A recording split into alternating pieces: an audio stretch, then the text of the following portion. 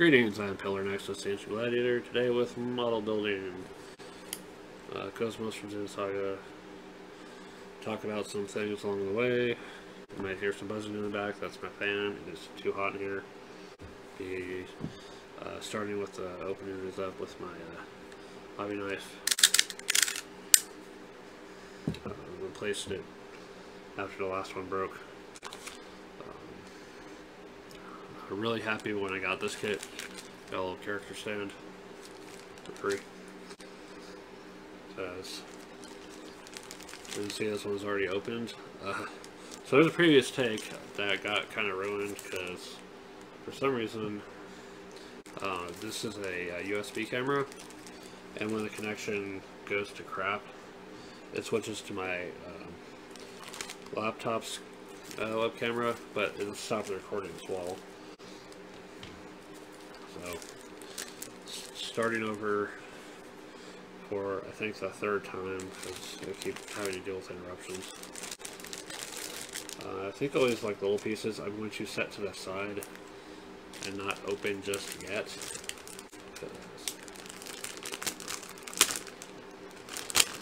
I don't want to lose anything. A little worried when I saw some of these frames for like missing stuff even though it was sealed. I looked in the instructions, and yeah, they're supposed to be like that. So nothing to worry about.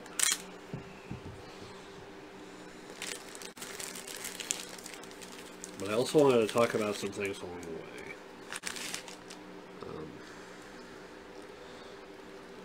First and foremost, the Pillar Loves Tabletop Games game project is video project is done. The tier list is uploaded right now, and that is the end of that. I keep thinking, what if I do like a tier list for the honorable mentions, or I do proper videos for the honorable mentions and some other games as well. I'm kind of burnt out on covering board games for now. I have a filler backup video for release at some point about board games I used to own. So we'll see that when it gets there.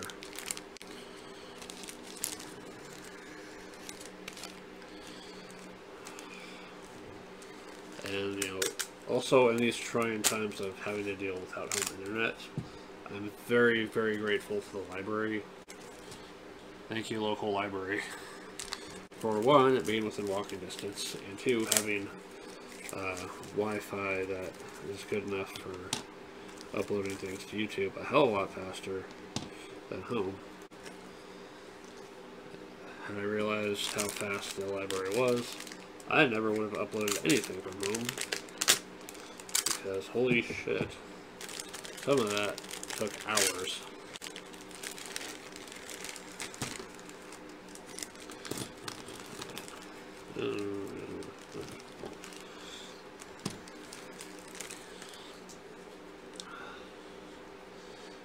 And then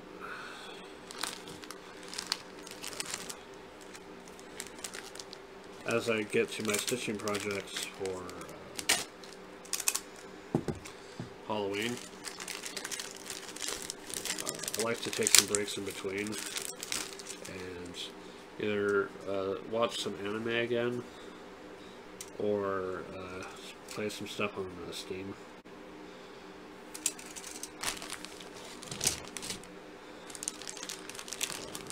I know back in February I got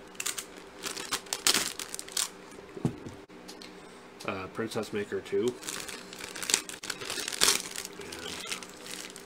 I want to figure that game out and actually play it for longer than a few minutes, because there's some stuff in there that got a bit frustrating at times. Money is a pain in the ass. It's easily spent and a struggle to actually get. A little bit of cleanup. at the desk.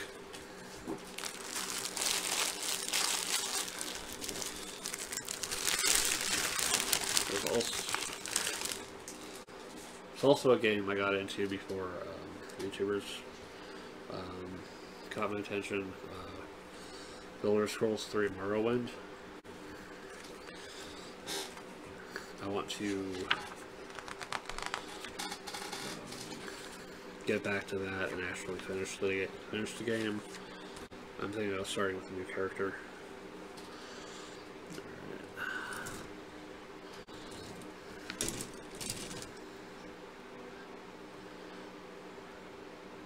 So we'll talk about Xenosaga for a little bit, since I'm building a figure for it. The games. I'm trying to remember what got me to give the games a try, but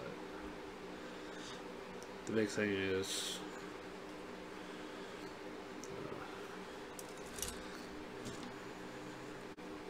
that I played the first game and really enjoyed it.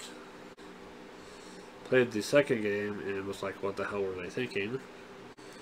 And played the third game and thought, okay, this is an acceptable conclusion, but I wish things could have worked out a little bit better.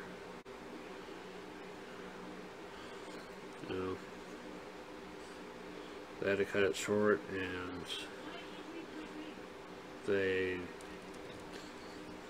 I don't know.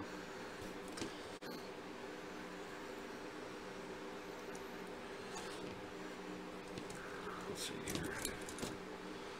One of these. Let's see. There's two sets of these. But the first Xenosaga was mostly fine, except for a few things. A lack of music, except during battles, which was the same damn song.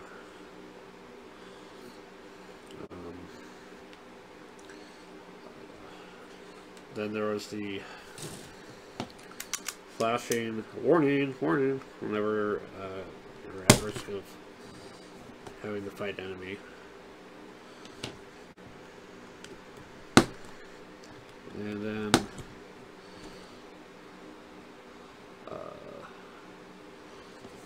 the whole upskirt shots really could have done without robot girl panty shots. Just seriously. I know some people are into that, but no. To me, it was a distraction that added absolutely nothing.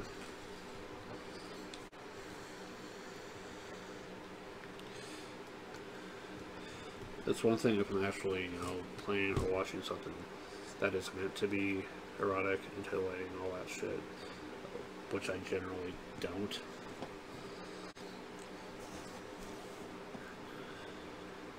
But this is a T-rated game. And really, just why,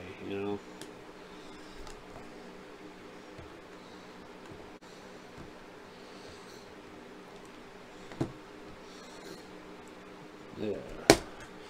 But the second game just had weird ass design choices, like no money, and the little side quest thing was an interesting thought, but I think it's part of what dragged that game down a little bit. However, the second game has some great moments, if I remember correctly. The cutscene of Jin versus Margulis is still one of my favorite things in the Xenosaga, in the whole franchise.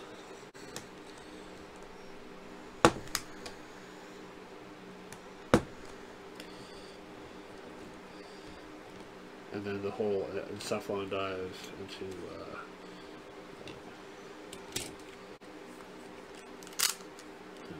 Momo going into that past and all that stuff.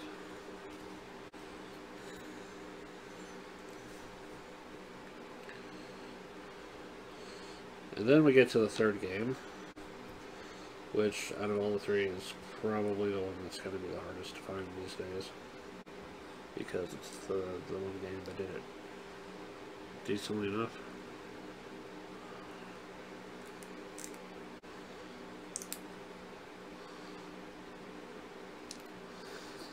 It's also the game that fixed the combat system. It also gave us the most game-breaking shit ever in the form of Arne Kaiser Sigma.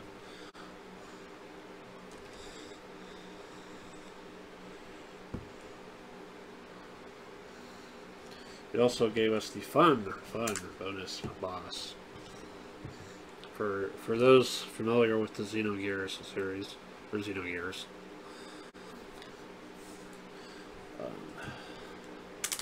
I think it was after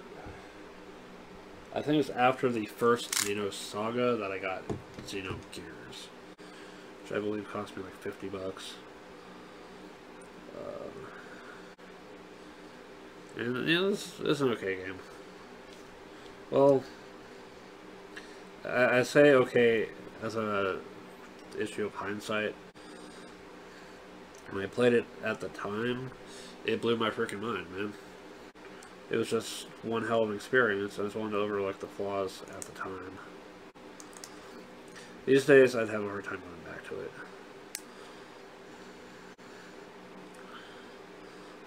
Last time I had it was PlayStation Network store for my PSP.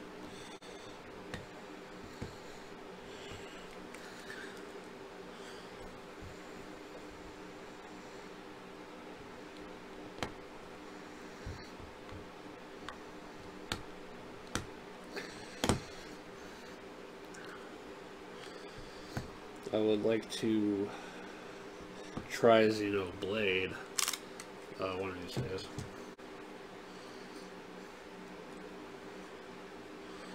So, I think it's really cool that the fans fought like hell for it. Sometimes fans, you know, they do good. More power to, you know, to those fans.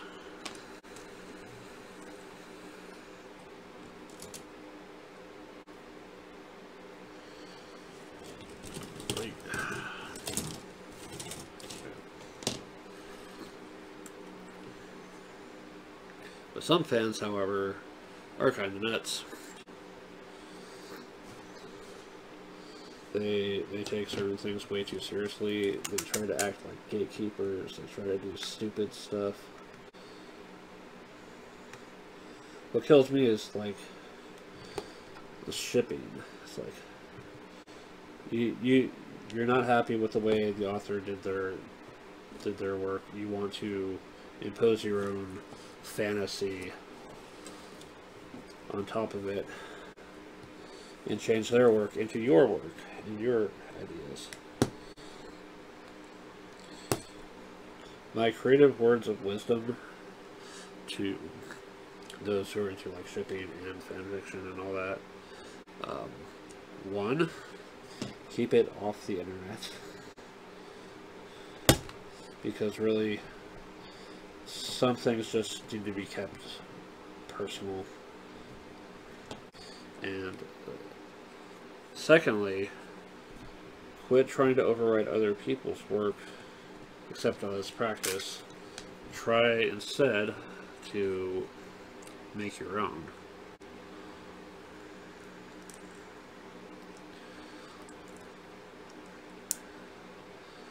I have no interest in reading fan fiction.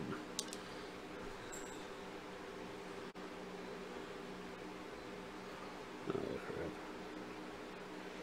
Was this one?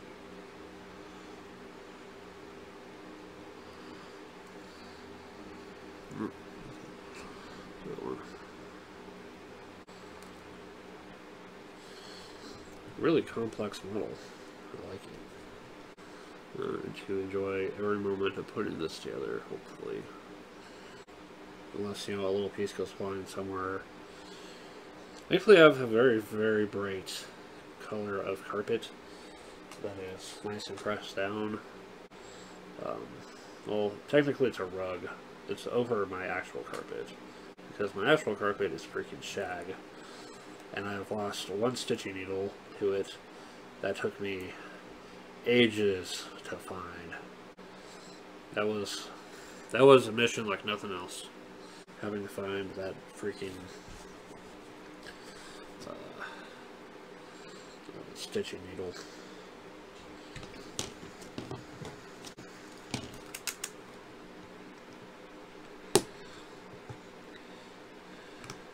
And also the shag carpet was like creating way too much static electricity for me.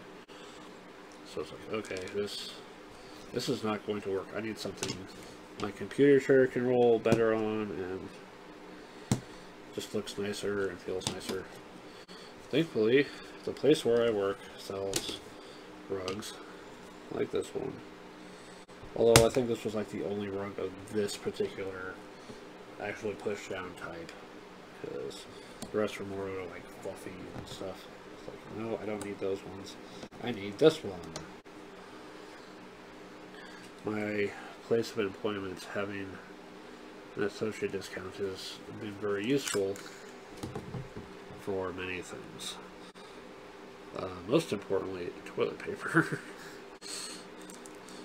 It helps that our store actually carries that stuff. There's a lot of stuff like. Let's not give away the exact place where I work, but you can probably make your best conclusions about it somehow.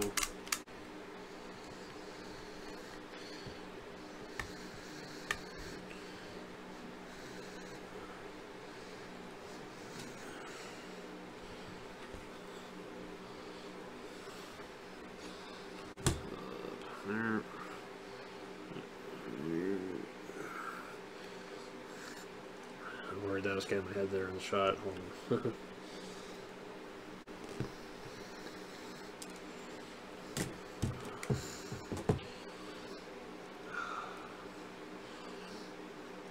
I've had this job for over 2 years. When the last place I worked went under at a given point between late 2019 and early 2020. It was feeling like a desperate time a little bit, because I had my bank debt to deal with. Thankfully, my mom was very, very helpful in helping me out with that, and like I promised I was going to help her out where I could. And searching for a new job. It has been a while since I had to do it, so I had to get a new suit specially for job hunting.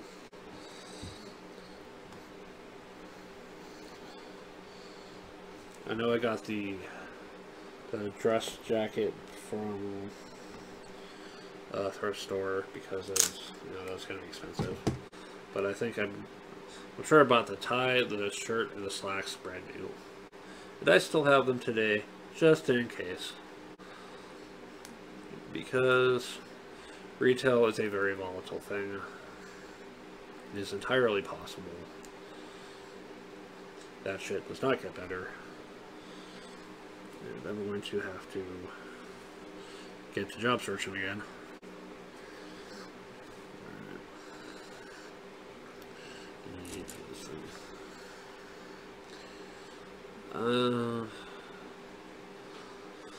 Thinking about my one curiosity of working at a hotel and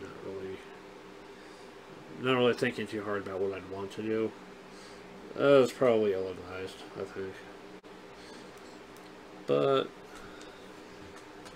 it's still something I would seriously look into as a possibility. There's one that's That's fine. That's like within walking distance. I have to pay attention to where these pieces are supposed to specifically be set up. Oh, I see. Okay. So to make sure the little bit is up this way.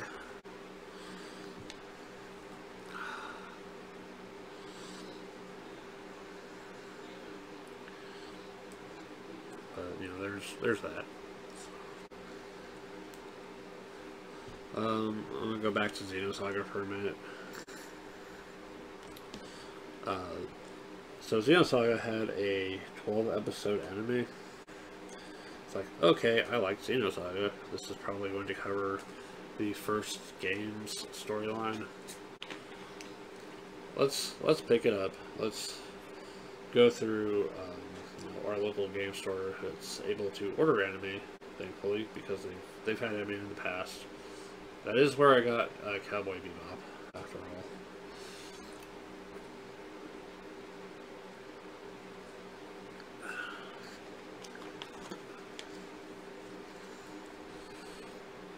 And then I got that, and okay, so from the first game, I actually kind of liked, you know, as much as he was a problematic person and had issues and all that. I kind of like, you know, Shrinkhoff. So I go to watch the anime, and what do they do on the first freaking episode? They kill him off. He doesn't get to have his storyline. No, the anime, being the anime that it is, has to instead spend its time on some robot girl that was not really a major part of the games. And I'm like, why? This are you shitting me? This is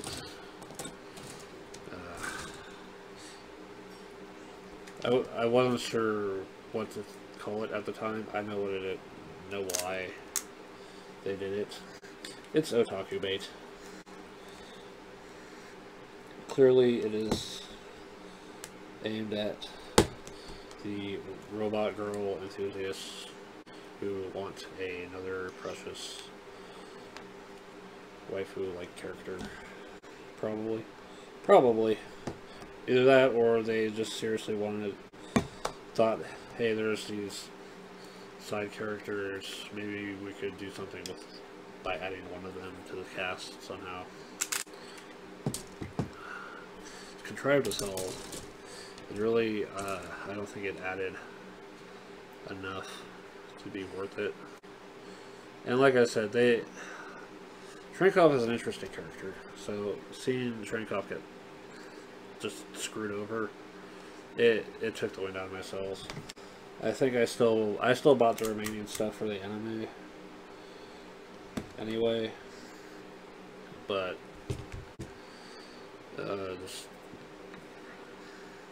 I did not rewatch that anime after I finished watching it. In general, if I get through an anime, I usually try to find some time in the future to watch it again. With that one, I got rid of it, and that was that. I didn't really care what happened.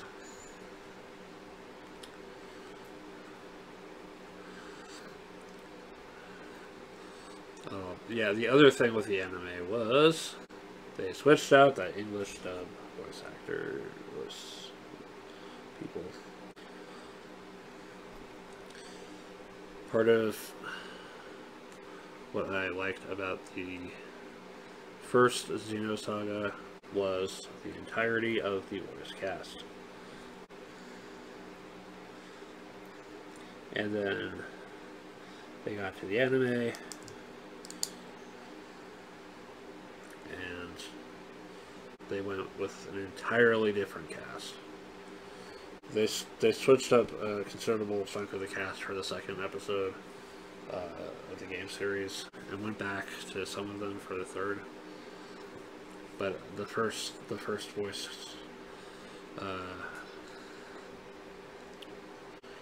voice group is still my favorite. So, as I've said before, I enjoy watching, English dub, and it makes for some interesting situations when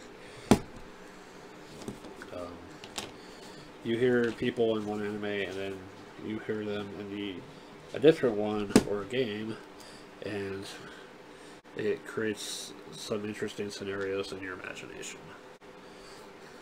So after you've played the first Xenosaga game with the English dub, I want you to go and do something. Go find an anime called Mahuro-matic and go watch that. And it will either be really funny or kind of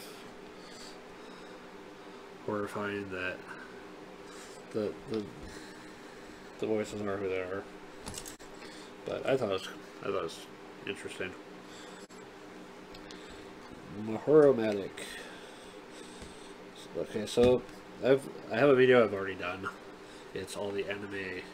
It's as much anime as I could list in about an hour of things that I've watched.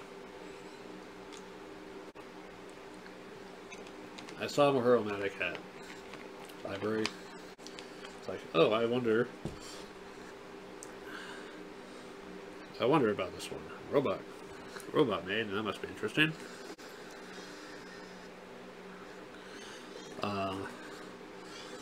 It was a far more mature series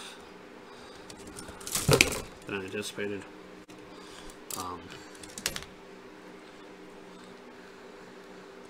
Definitely not for a younger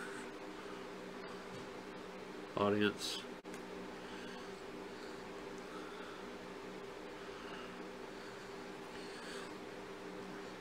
But I remember it being mentioned in the Made RPG list of recommended Made series, so I made a point to check that out.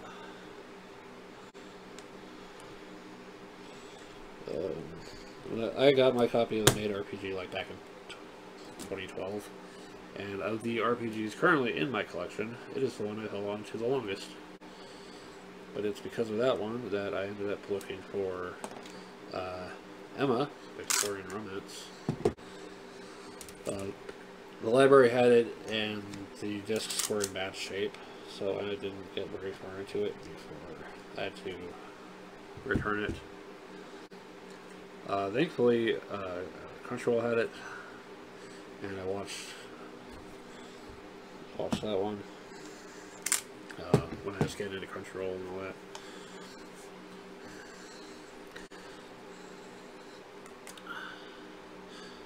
Does it want me?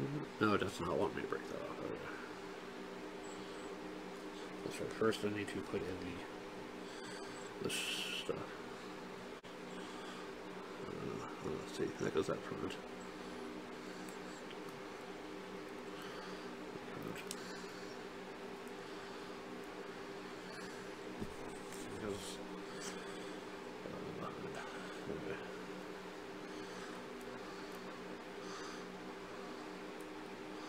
Building robot. Ladies is hard. Where's my Ghost in the Shell? Anyway.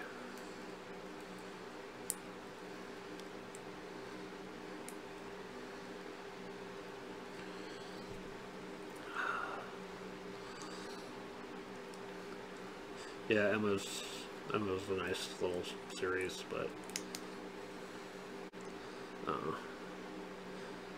you know, I'm not gonna hate on it. It's a nice little show.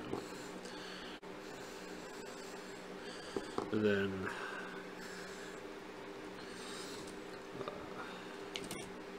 Yeah, so I know recurrent voiceover artists between series. Hyperdimension Neptunia was one where I was looking at, you know, the people in the series. It's like, okay, some of these people sound familiar. I'm gonna have to see what else they've done. And so, pardon me. And some of these people are new to my ears, but I like the way they sound. So I was looking for what other stuff they did. That's how I kind of ended up watching Madoka Magica. Although that took me a while because it's like, I kind of spoiled myself on it long ago. It's like, this is going to be a sad, tragic thing, isn't it? I'm not sure if I want that in my Magical Girl series. Yeah. But I watched it anyway, and I stand by my choice of watching it. It's actually pretty good. I would eventually read on TV tropes of, you know, someone pointing out, you know, the flaws. At the end of the day, the anime is not set in the real world, unless otherwise noted.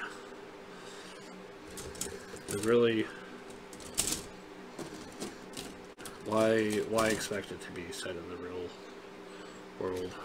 You know, it's anime. Let it embrace the unreality of it. You know, embrace the fantastic capacity of anime.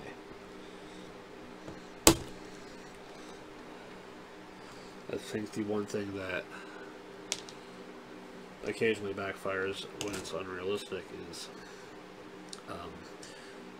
overall human behavior. I think someone had brought up the, during a discussion somewhere, is like, have the people who made these things seen how real people are in reality? This behavior is just, what the hell is it? You know? It's like, go outside and see real people and how they behave, because these anime characters are not being very real, are they? It's hard to believe these characters as if they could be actual people, and their behavior just doesn't make sense for human beings, you know, or anything.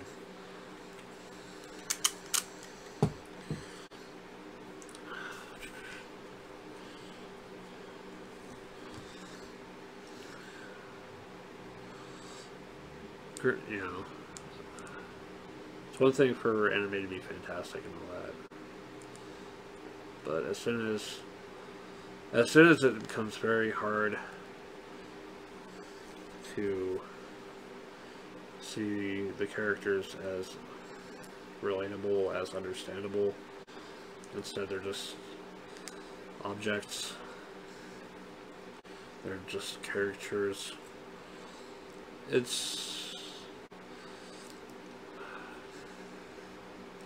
becomes harder to enjoy it, I guess. The less you can accept the way the things are going, the harder it is to really enjoy it for what it is.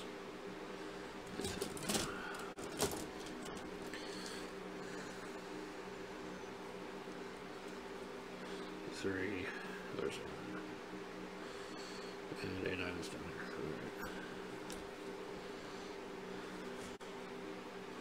Oh, that one I have to be careful with.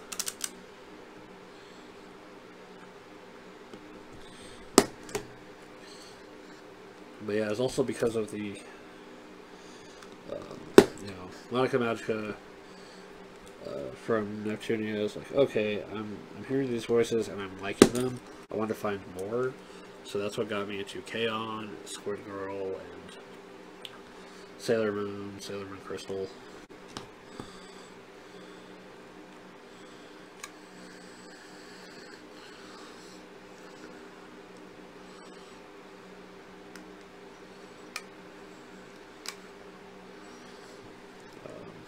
I've said before about fans doing dumb things sometimes. When it's limited to just how fictional characters are treated, it's usually manageable.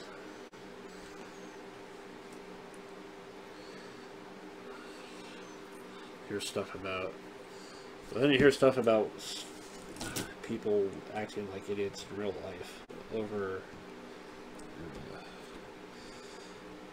characters and the people who voice the characters, and it's like, oh shit, really?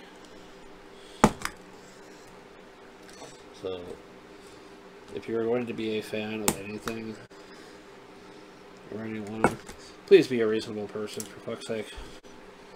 Don't be that weirdo. You know?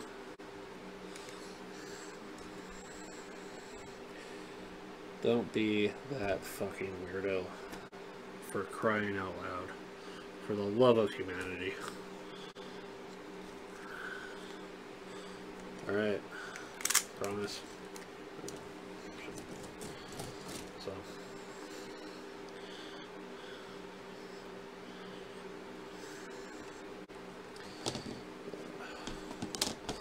But I was starting to get my spark back for anime from that time. That's nice. Yeah.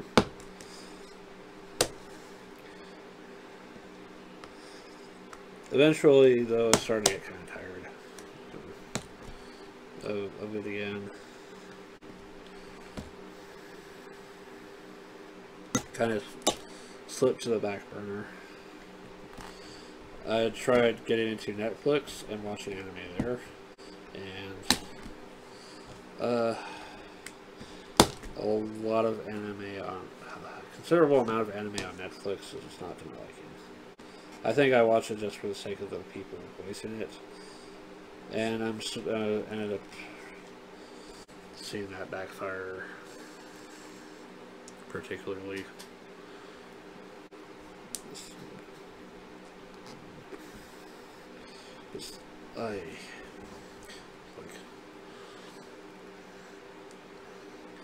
The shows felt like they were missing something. Although sometimes, even if the show wasn't all that hot, there were still the times when, you know, I could really get into the people who, at least one person who was providing their voice for the show, and enjoy it that way.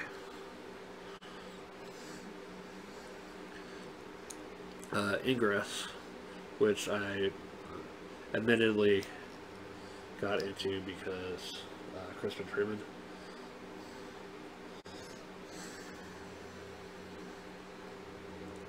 Was what made that show kind of worth putting up with for me.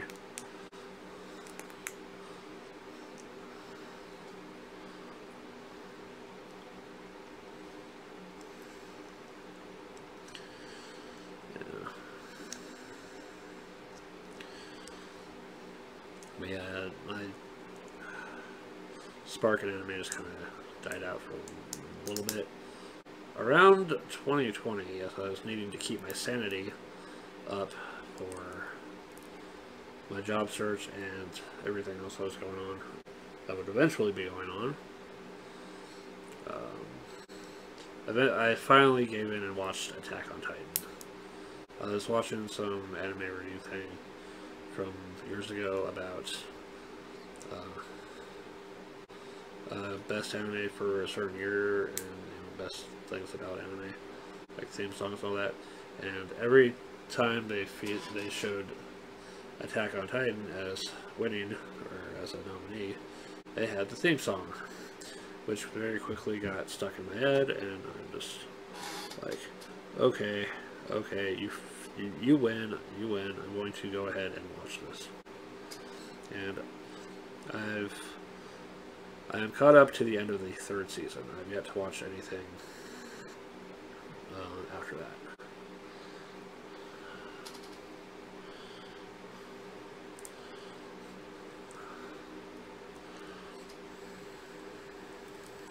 But that was, for a dark, dramatic series, I actually enjoyed it. Which, I'm going to be honest, I really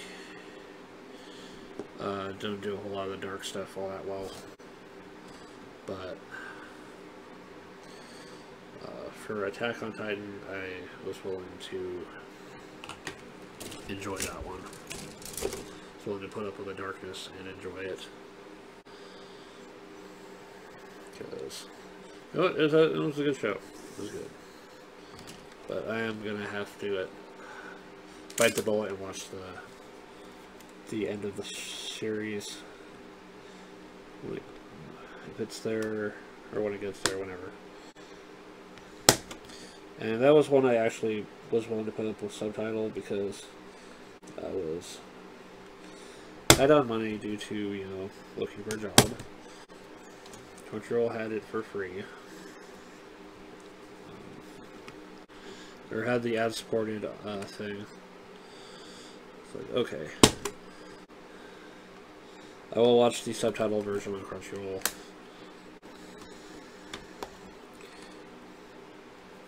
And I might try to find the English dub and watch that at some point, but for now, I'm happy with it in my memory as in Japanese for now. Usually I have trouble remembering stuff when it's in Japanese. I remember some of the names at least.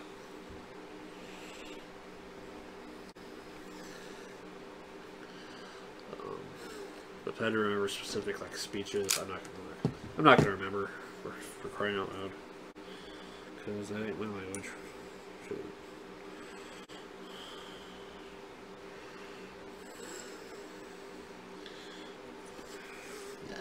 Keep dropping stuff.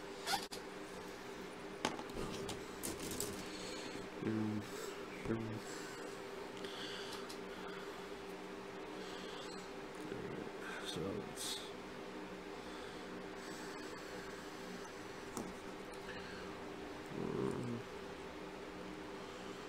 that way.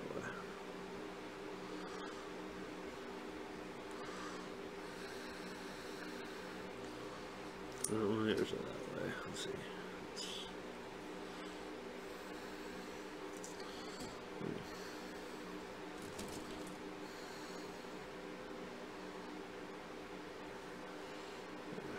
All three.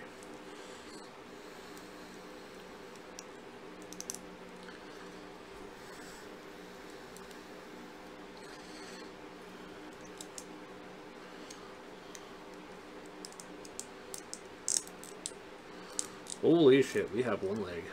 We have one robot girl leg.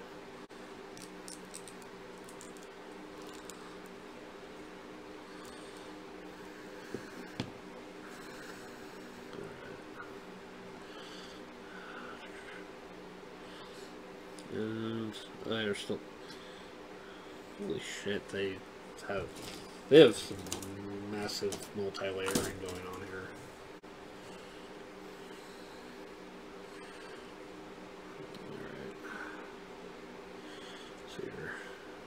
G1. So what else? So yeah, Xenogears. I had a PS1. Xenoblade, which I haven't played and might. I might just watch someone else play it because I don't think As far as game consoles go, I'm not really big on consoles right now. Especially with my budget and my space and my time. So I might have to watch somebody play Xenoblade someday.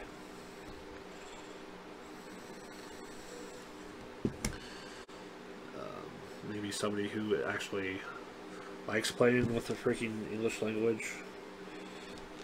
Some subtitles. Because here's the thing. If you're playing a game, you're playing it on a screen big enough where, you know, reading the subtitles isn't a problem.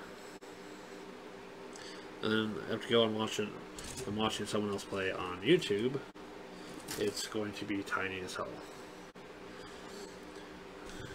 And then stream quality takes a shit, and I'm left with unreadable subtitles.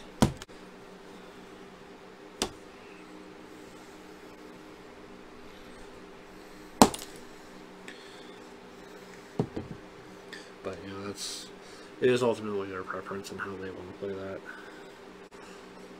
So,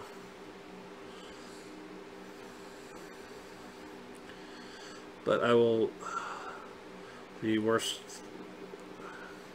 experience I had is having to watch subtitled Nier Automata, because sometimes subtitles are small and they sometimes blended in, and again, my stream quality occasionally took a shit. I was left struggling to read it.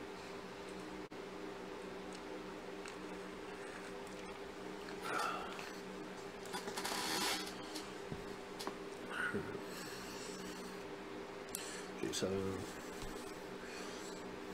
yeah. Even if I don't always agree with the ways, with the plain languages that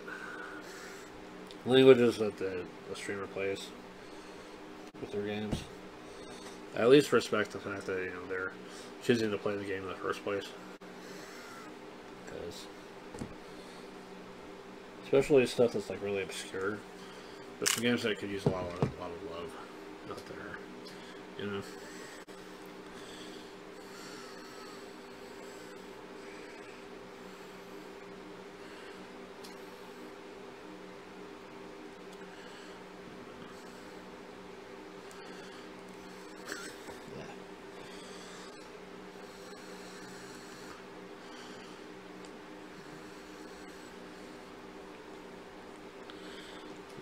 Two plus G3.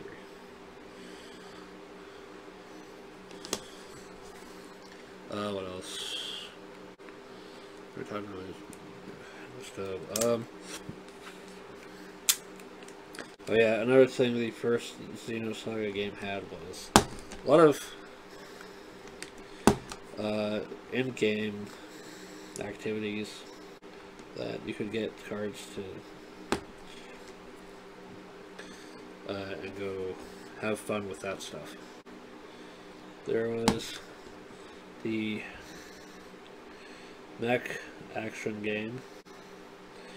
There was the drilling game, which I love. I love the living crap out of the drilling game because I'm a weirdo like that.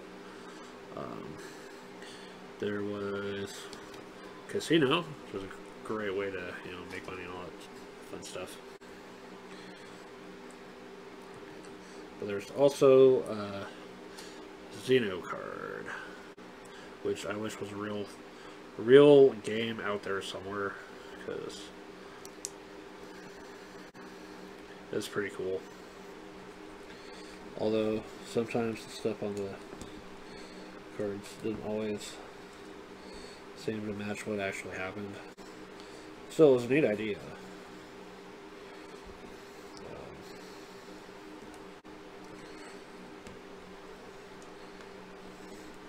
Have this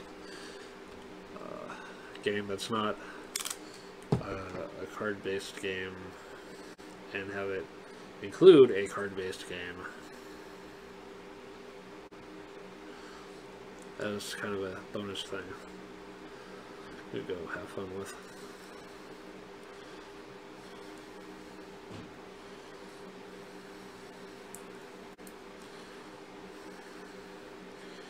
Speaking of card games,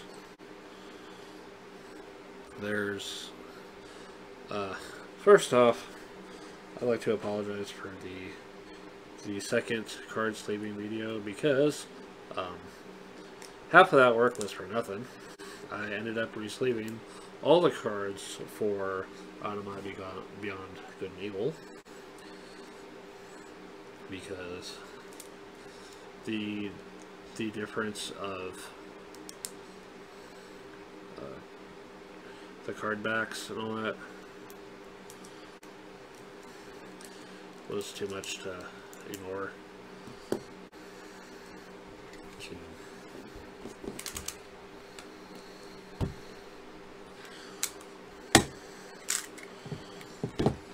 But the Black Schwartz cards remain sleeved as originally done. Yay, there's one leg. Now on to the other one. But regarding other card games, so I think when I talked about card games, collectible card games before, there's some that I forgot to mention. World of Warcraft had a card game before it was turned into a digital version called Hearthstone. It had a version from, I believe, Upper Deck, something like that.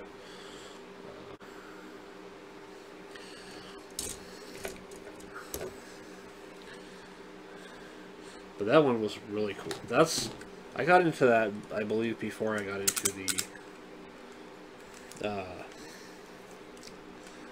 MMO.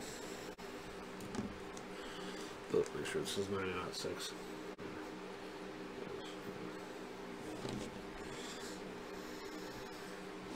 And I liked the living crap out of that game. I think I played it up at a game convention. I brought my deck to the game convention to run that in a little tournament of sorts. It was a good time.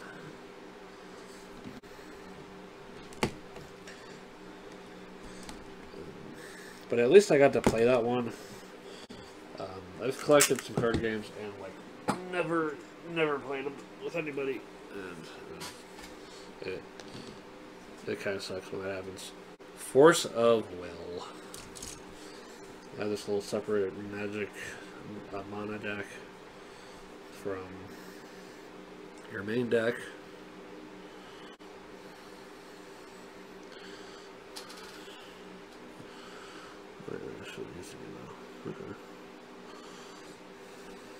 And had your ruler who could go out and fight.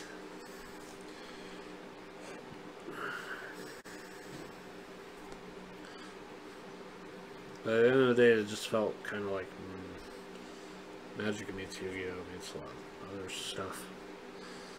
And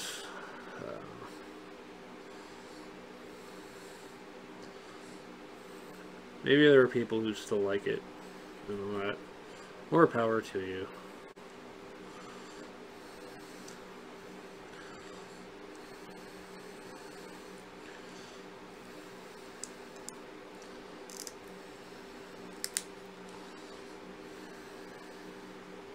Anyway,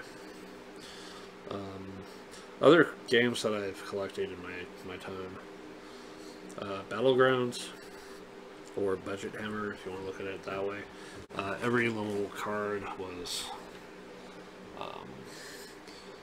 like an army unit of some sort, like soldiers or knights or a catapult or giants or monsters, whatever. And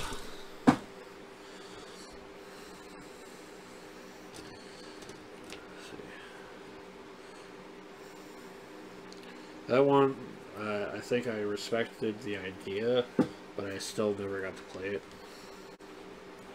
Clout Fantasy, which I don't know what the hell possessed me to go find that game again and buy things for it.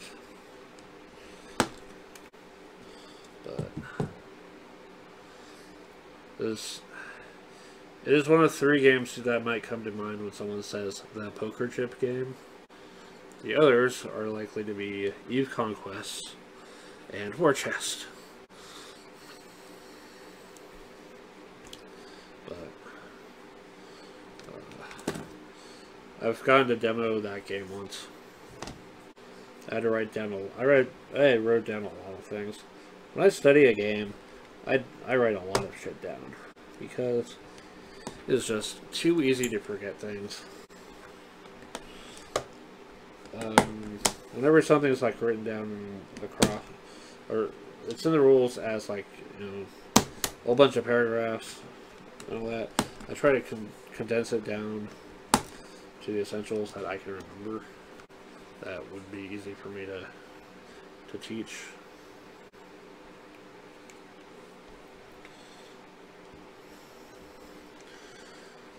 So I did that for Cloud Fantasy.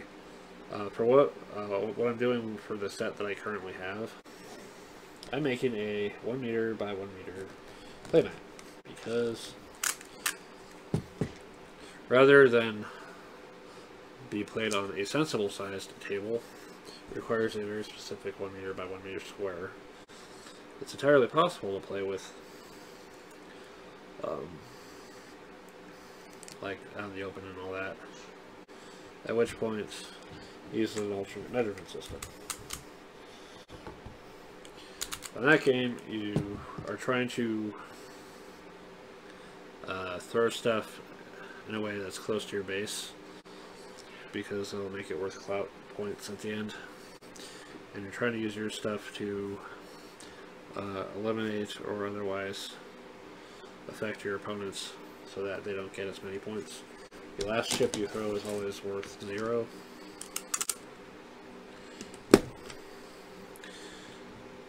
Your ability to build a deck is limited to a certain amount of clout points as well.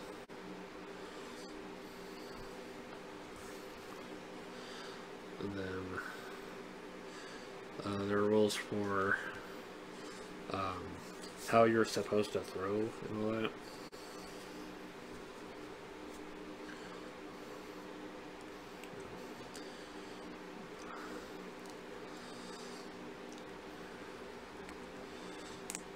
Thankfully, there's still quite a bit of Cloud Fantasy to find online, but it's becoming more and more scarce, I think, because the last I saw on eBay for a brand new unopened box is like $200.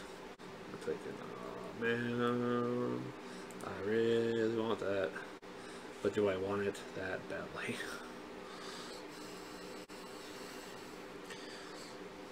That's always the question is, this is cool, I kind of want it, but how badly do I want it? That's essentially me and my costume collection as well. I was thinking, oh, this is cool, but I could make it myself, maybe?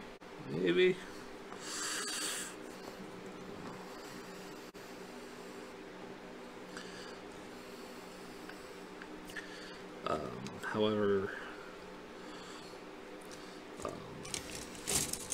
sometimes I just don't feel like making things.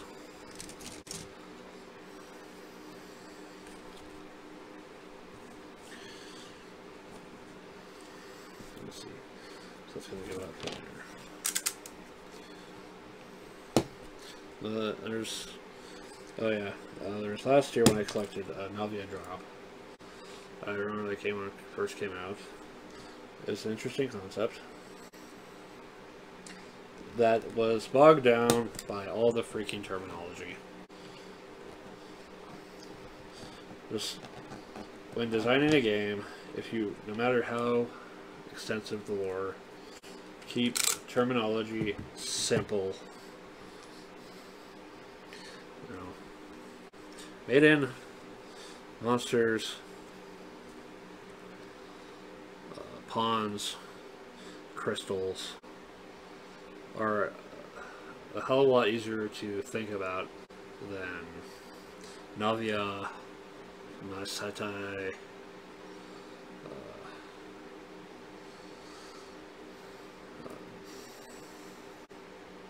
Gilad, Giad, go. It gets bogged down and it's just, you know, are you seriously going to remember it? Are you?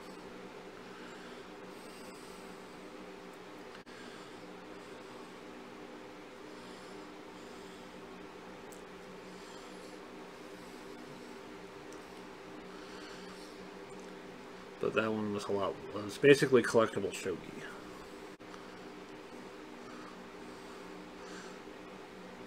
And if anyone ever feels like that idea is worth bringing back in some form or another, I have a suggestion.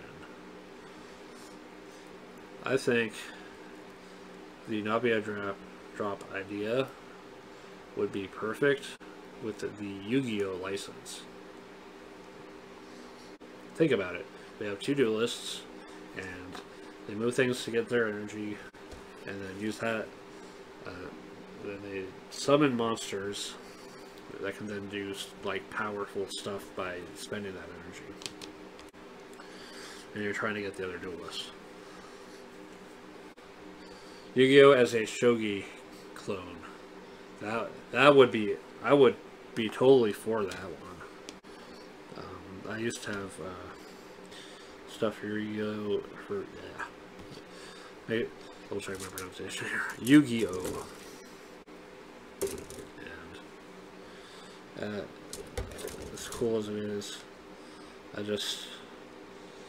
that game.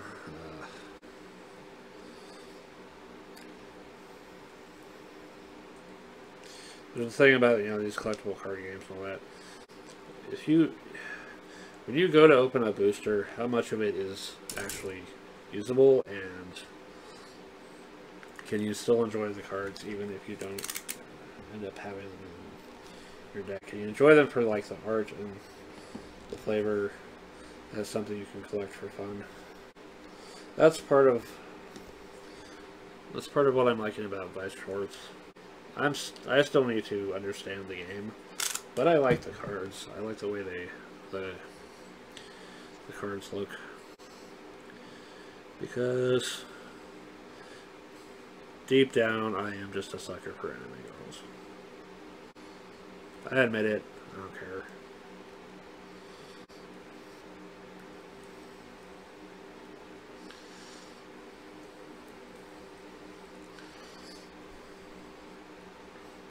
But you open up a pack for Magic, it's mostly usable. In a draft scenario, you can make it work. You go, however, you open up a booster and almost everything except the rare is trash. And sometimes even the rare itself is trash. That's frustrating, you know? It is.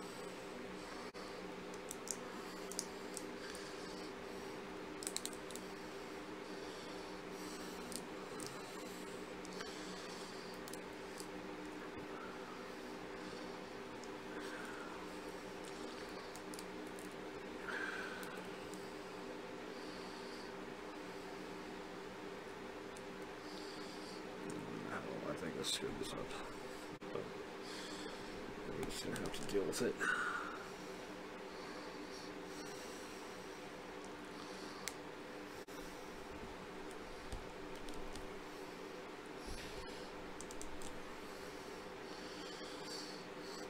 Let's see. Other games. I think early in my gaming days, I got into a game called Mage Knight. So WizKids has all these Clicks games. Hero Clicks are their big one now, but they've had Mage Knight, MechWarrior, Dark Age.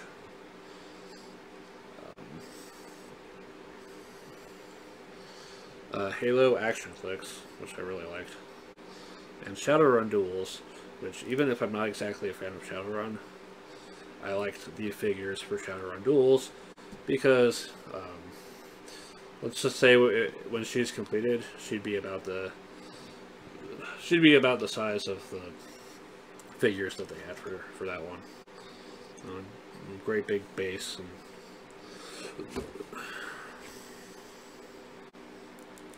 remember getting a promo card playing the sort of tournament-like thing for that one. I'd love to see another game like that with, you know, big action figure type stuff.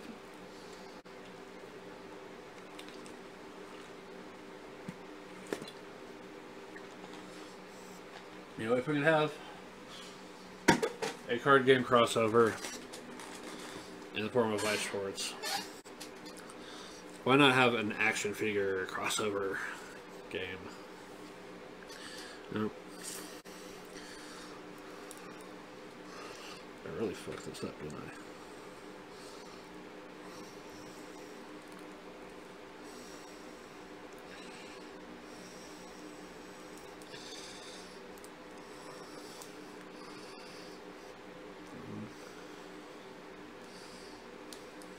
Yeah, I may have to go back a step. Hold up.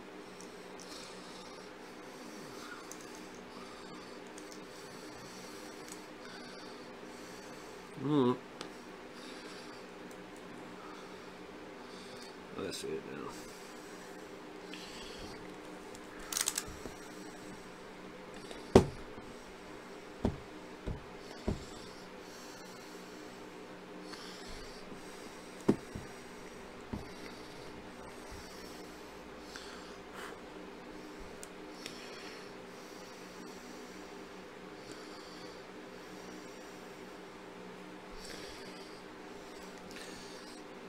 Yeah, Mage Knight, I still have fond memories of.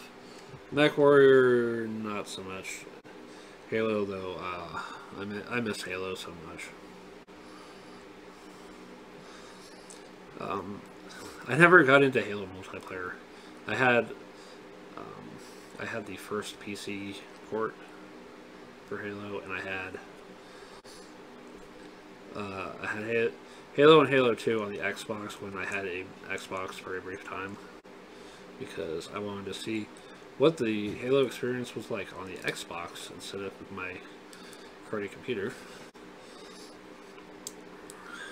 Halo 2 was interesting.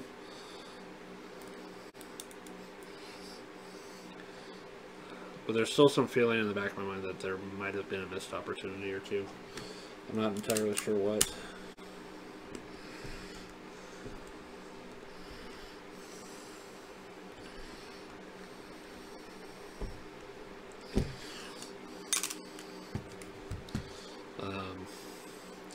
This kid's also had, well, they also have the Dice Masters line, which stems from a game called Warriors.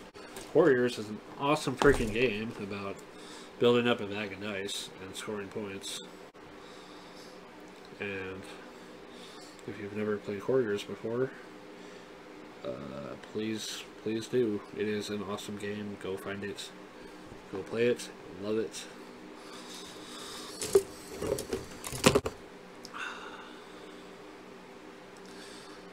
What else?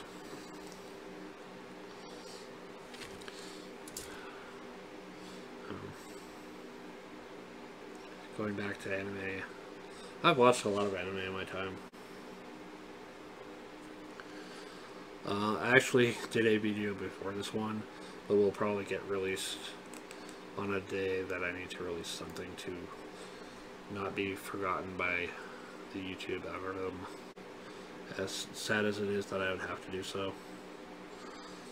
And that is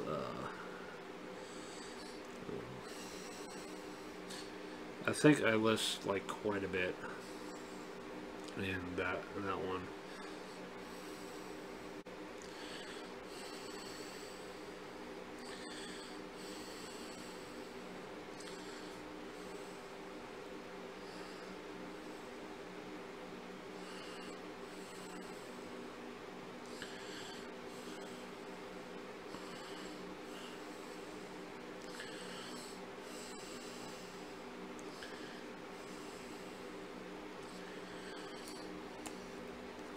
I might talk about some other ones while I'm here, anyway.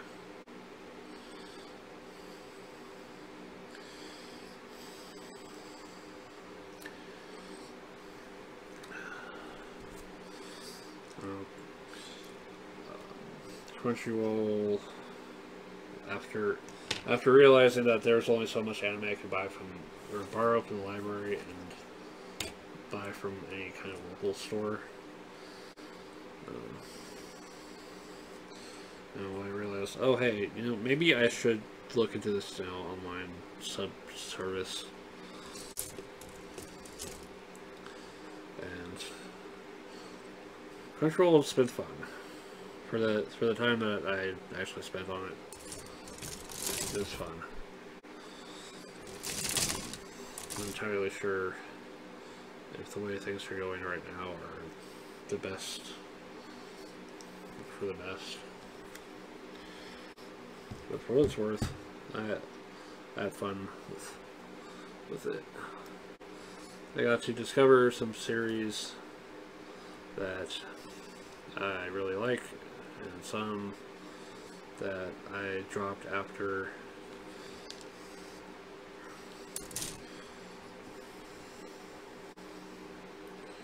after a certain period of time.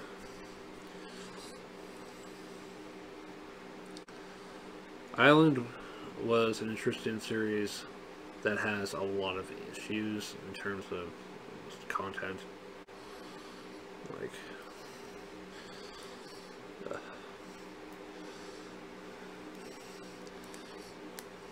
Like that first episode in general, and episode 10. You should know.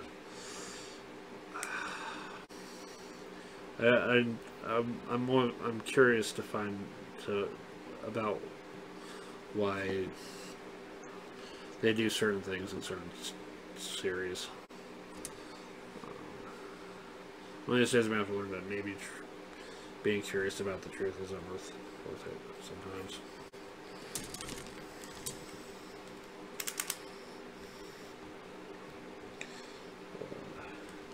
But other stuff that I liked were Inspector, Somali and the Forest Spirit.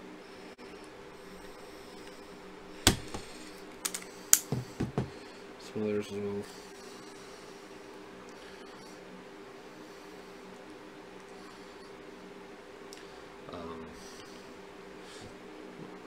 I mentioned running out of anime to actually buy. So the one place where I could go for buying anime was up in Springs.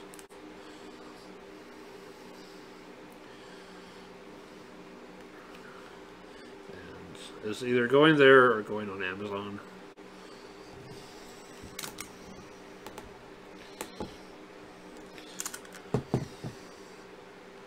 I think one of the series I got from the anime store was Rolling Girls. That was a series with some potential, I think, but I really needed to realize that potential. I think it had some missed opportunities.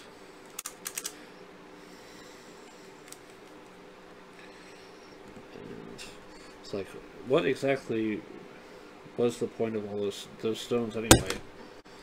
What the hell?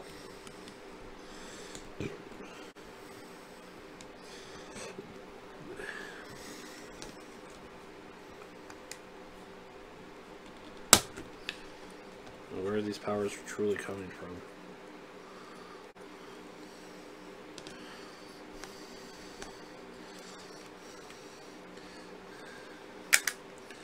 But at the very least, I love the theme song. It's friggin' awesome.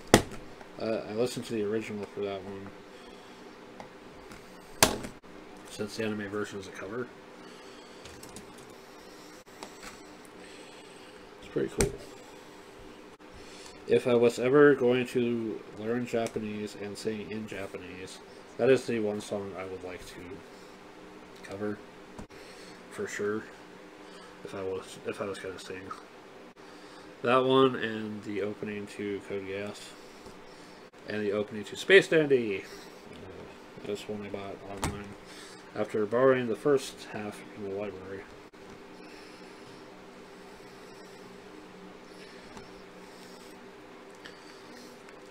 Space Dandy was a lot of fun.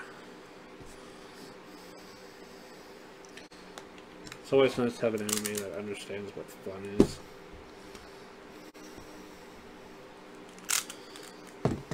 But I wasn't afraid to go into some occasionally deeper, darker stuff sometimes. But in the end, it's pretty lighthearted. Yeah.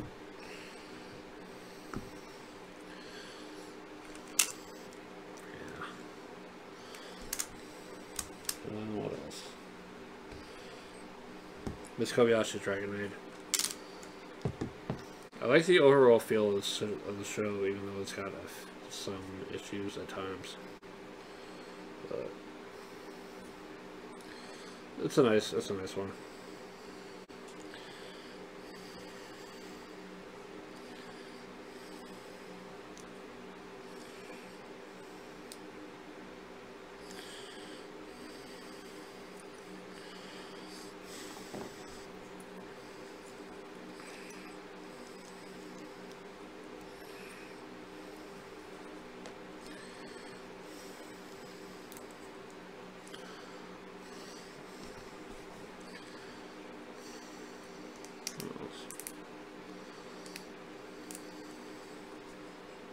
Yeah, just overall, for anime, I was either borrowing stuff from the library, buying it online, or I'd find it on Crunchyroll or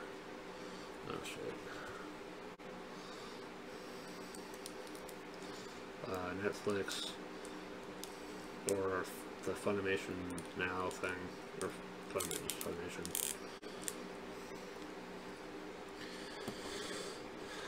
And eventually, though, I think over time, there were things that I wanted to do more, and anime was starting to feel a little bit predictable. I don't know if predictable is the right word at times, but a lot of stuff was starting to feel the same to me. It's like, hasn't this been done before? Doesn't this feel familiar? I swear I've seen something like this before.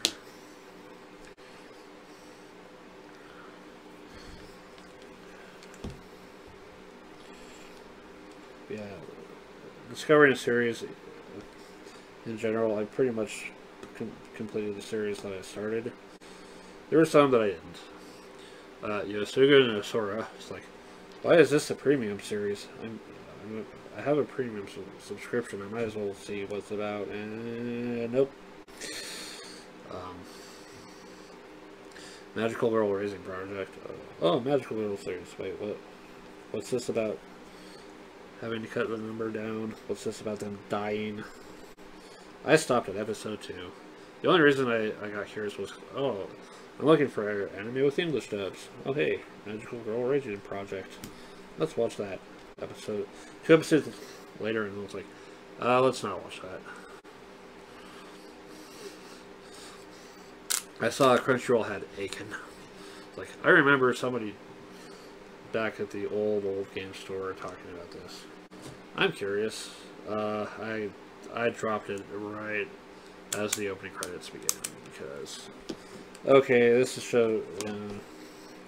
I have limits when it comes to pervy shit. I really do. There's kind of like the way Kill la Kill handled some of their stuff. They did a decent job handling some of it, but other shows are just like, come on. As much as I like the world or the premise for No Game, No Life, a lot of the pervy shit turns me off. Just no, thank you. No, thank you.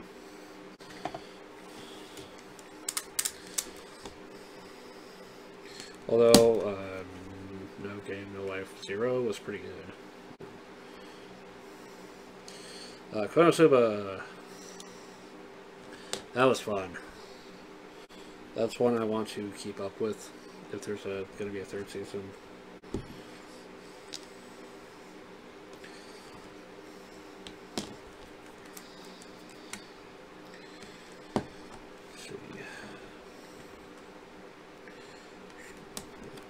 If it's for my daughter, I even defeated Demon Lord, which was a pretty sweet show aside from the dark moments.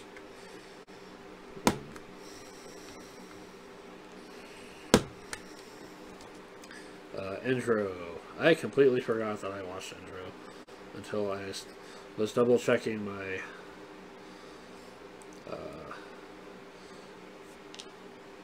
watch history for Crunchyroll, just because it's like, oh hey, I watched that. Why did I? Honestly, it has something to do with Yuri, I think.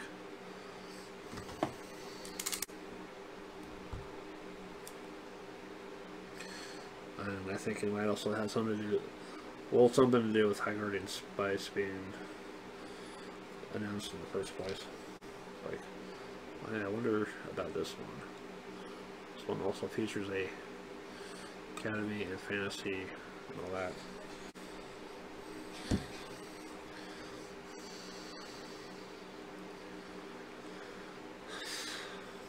Yeah, just anime. There's a lot. I've watched. I've spent many hours watching anime, or at least half watched, listened to, while stitching or messing with a board game.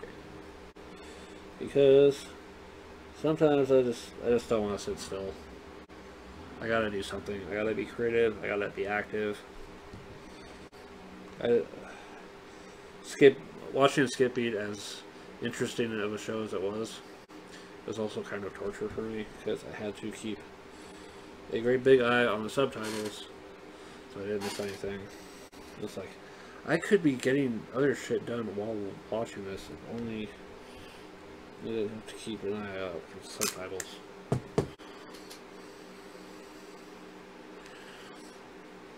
But really, all I have to do is just move my computer.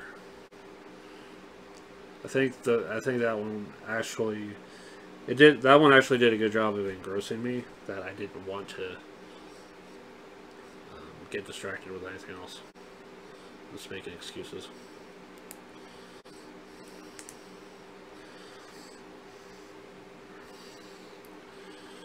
But if I'm not like watching anime, then I'm listening to my music instead. I've got all sorts of rock and metal and some other bands. I've got a lot, but one of the interesting points of my interest in VTubers is when they go to do karaoke streams, and I'm like, okay, I respect for your song choice. I respect that you want to sing these things, but so many songs are like, no, I have a hard time getting into those songs specifically. It's like, I wish there were more karaoke streams for the songs that I want to hear. And I realize, it's for the songs that I want to sing more accurately. That might be something I look into for the future, is singing. Doing an unarchived singing stream. Except that I clearly don't have enough subscribers, I need more people watching me. But in the meantime, I think about practicing singing. I just need more time here to myself and not, not with family in the background.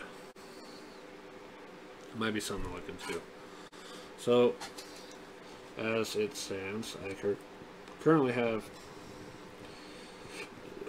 2 finished legs, and I might make a series out of continuing to build this thing, but the video has gone on for almost an hour and a half.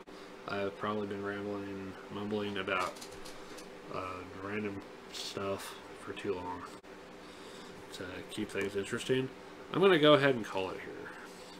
I'm going to set this project aside, and we'll bring it back on a rainy day or whatever, and I'll keep working on it then. This has been, Pillar Nexus with building KOS-MOS. I love this illustration. I want to see what other work they've done and check it out.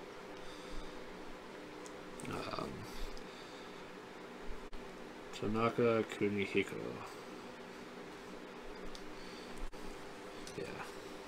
Yeah, we'll continue building in the future. Thanks for watching. See you next video.